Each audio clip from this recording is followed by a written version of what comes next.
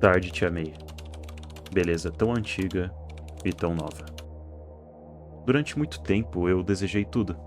Busquei nos prazeres aquilo que o coração implorava em silêncio: amor, aplauso, conquista.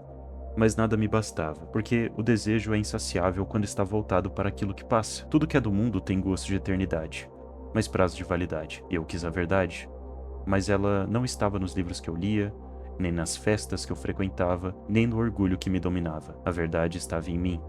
Mas eu não sabia olhar para dentro, até que cansei. Cansado de fugir de mim mesmo, voltei o olhar para o alto. E quando finalmente me rendi, descobri que nunca estive sozinho. Eu corria e ele esperava. Eu caía e ele me levantava. A verdade não era uma ideia, era uma presença. E naquele instante todo desejo encontrou repouso, porque fui feito para mais do que este mundo. Fui feito para o eterno.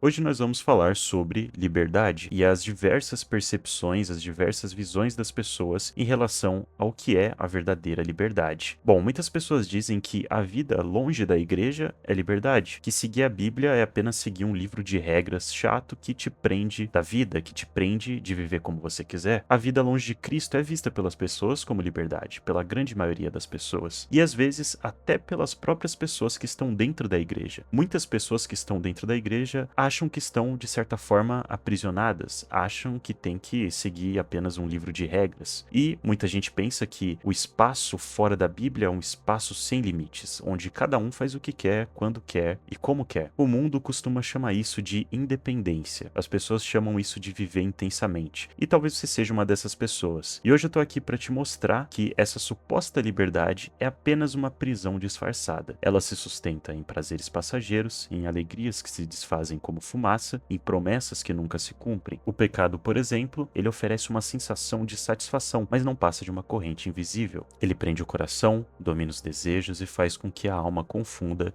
escravidão com vida. Assim, muitas pessoas vivem acreditando estar livres quando na verdade são escravos de algo que não conseguem largar. Em João capítulo 8, versículo 34, diz que todo aquele que comete pecado é escravo do pecado. E é nessa escuridão que Cristo se revela como verdadeira luz, porque só quando ele abre os olhos é que se percebe a verdadeira ilusão. Só quando ele liberta é que se conhece a verdadeira liberdade. A luz de Cristo, ela não ilumina apenas o nosso caminho, nos mostrando os passos que devemos seguir. Ela também expõe o que antes estava escondido. E é nesse instante que a alma desperta. Aquilo que antes nos parecia vida, agora nós percebemos que é a morte. Aquelas festas, aqueles supostos amigos se revelam como companheiros de perdição e, acima de tudo, surge diante de nós um espelho que antes não existia, o reflexo do nosso próprio coração. Agora, a verdade, nua e crua. Nós estávamos cegos, com o coração completamente corrompido, estávamos mortos e não sabíamos. E essa lucidez, ela às vezes até dói, porque ela arranca as máscaras. Ela nos mostra que fomos enganados pelo mundo o tempo todo, pelos prazeres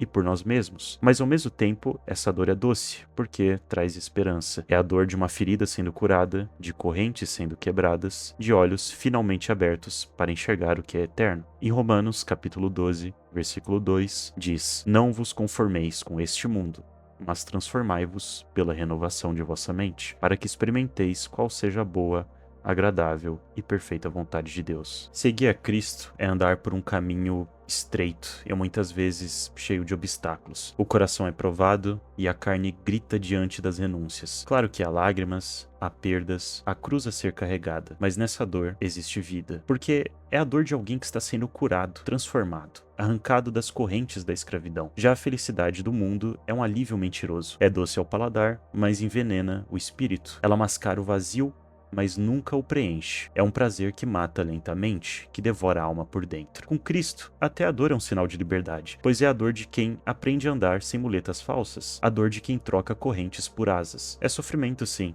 mas é um sofrimento que purifica, é um sofrimento com um propósito. E quando se prova dessa liberdade, percebe-se que até a lágrima derramada ao lado de Jesus é mais preciosa do que o riso sem ele. O vazio do coração humano é como um abismo que nenhum prazer terreno consegue preencher. O homem busca se saciar em conquistas, posses, pessoas, vícios, mas com o tempo tudo se desfaz. Tudo se desfaz entre nossos dedos. É como tentar encher um poço sem fundo. Quanto mais se coloca, mais ele consome. Nada é suficiente. Esse vazio é a marca da separação de Deus. Somente Jesus é capaz de preencher o espaço que pertence a ele. Agostinho, em suas Confissões, descreveu de forma eterna a inquietação do coração humano. Fizeste-nos para ti, Senhor, e o nosso coração está inquieto enquanto não repousa em ti. Essas palavras não são apenas filosofia, são a experiência de cada alma que vive longe de Deus. O homem sem Cristo é como alguém sedento bebendo água salgada, e mesmo rodeado de prazeres, conquistas ou glórias humanas, carrega dentro de si um eco que não se cala,